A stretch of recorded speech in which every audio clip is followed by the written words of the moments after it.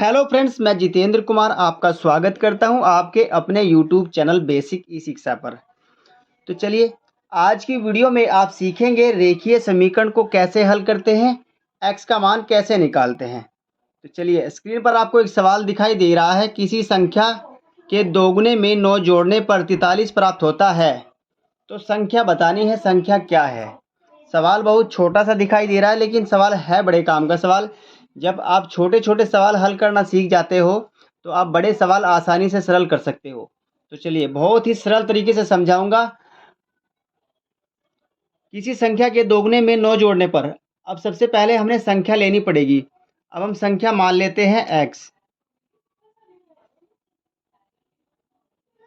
माना संख्या बराबर एक्स है। संख्या हमने एक्स मान ली है। अब सवाल में कहा है संख्या के दोगुने में 9 जोड़ने पर। अब इस संख्या का पहले 2 गुना कीजिए और फिर उसमें 9 जोड़िए। तो इसका जब हम 2 गुना करेंगे तो ये हो जाएगा 2x। x गुना 2 होगा ना, तो ये हो जाएगा 2x। अब इसमें कहा है 9 जोड़ने पर, तो इसमें 9 जोड़ेंगे प्लस 9 करेंगे तो ये हो गया 2x प्लस 9।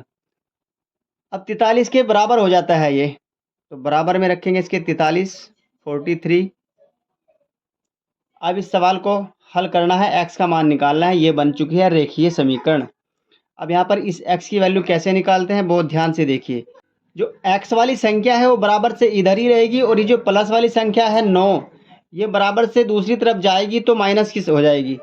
क्योंकि कोई भी संख्या अगर बराबर से दूसरी तरफ जाती है तो वहाँ पर उसके चिन्ह चेंज हो जाते हैं। अगर चिन्ह प्लस का है तो माइनस का हो जाता है, यदि गुणा का है तो वो संख्या भाग में पहुँच जाती है। तो चलिए, अब हल करते हैं। 2x बराबर 43। अब ये 9 इधर प्लस में था तो इधर आएगा तो माइनस का हो जाएगा, क्योंकि बराबर से इधर संख्या आएगी तो चिन्ह चेंज हो जाएंगे। अब ये हो जाएगा 2x बराबर 43 माइनस 9। तो 43 में से 9 जाएगा, बचेगा 34।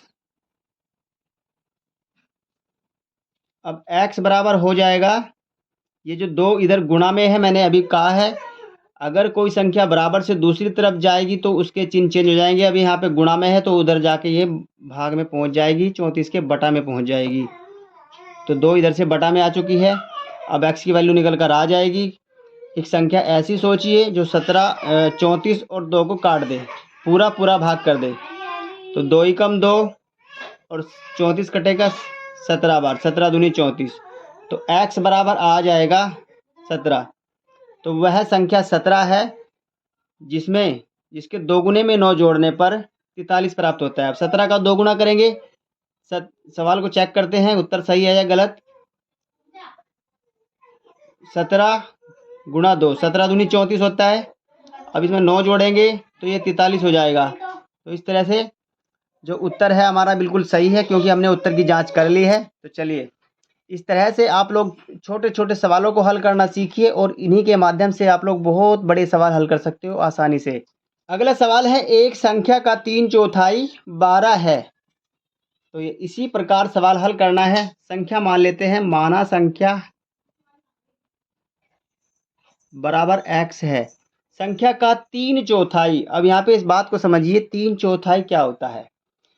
3/4 होता है 3/4।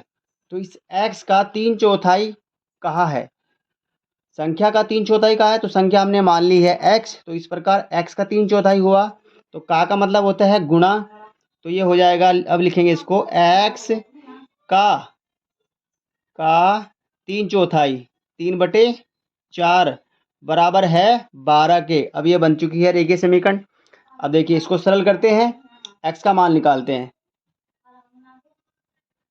x का मतलब होता है गुणा, तो यहाँ पे गुणा का निशान लगाएंगे का की जगह, और ये हो जाएगा 3/4 बराबर 12। अब इस x की गुणा हो जाएगी इस 3 के साथ में, और 4 इधर चला जाएगा 12 के साथ में गुणा, क्योंकि 12 के नीचे जो है हर में 1 है और x के हर में भी 1 छिपा है। तो अब इस प्रकार ये तीनों संख्याएं हमने भिन्न बना दी हैं, x/1, 3/4 और 12/1। तो ये देखिए, x की गुणा 3 में होगी तो ये हो जाएगा 3x, ऊपर वाले संख्याओं की गुणा ऊपर की संख्या से होगी 3x, और 4 एकम 4 होता है। और इस प्रकार चलिए इसको यहीं लिख देते हैं, उसके बाद करेंगे अगले स्टेप में। तो ये हो जाएगा 12/1। अब इस 12 की गुणा इधर होगी क्रॉस मल्टीप्लाई से 4 के साथ में, और 1 की गुणा 3 के साथ होगी। तो ये जाएगा 3x बराबर 4 की गुणा 12 के साथ होगी, तो 12 चौक 48 होगा। अब x बराबर हो जाएगा, देखिए 3 इधर गुणा में है, जैसे पिछले वाले सवाल में किया था ऐसे ही करना है।